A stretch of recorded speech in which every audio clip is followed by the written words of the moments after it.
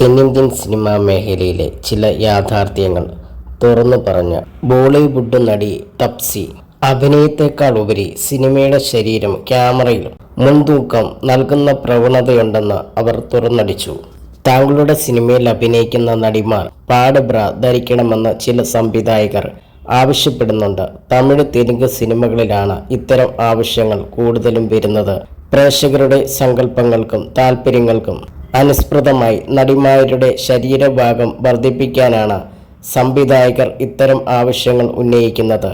ഇത് ഒരു നടിയുടെ പ്രകടനത്തെക്കാൾ ഉപരിയായി അവരുടെ ശരീരത്തിലേക്ക് ശ്രദ്ധ തിരിക്കാനാണ് സഹായിക്കുന്നത്. ഷൂട്ട് സെറ്റുകളിൽ ഇത്തരം കാര്യങ്ങൾ ആശയവിനിമയം നടത്തുന്ന രീതിയും വളരെ ബുദ്ധിമുട്ടുള്ളതാണ്.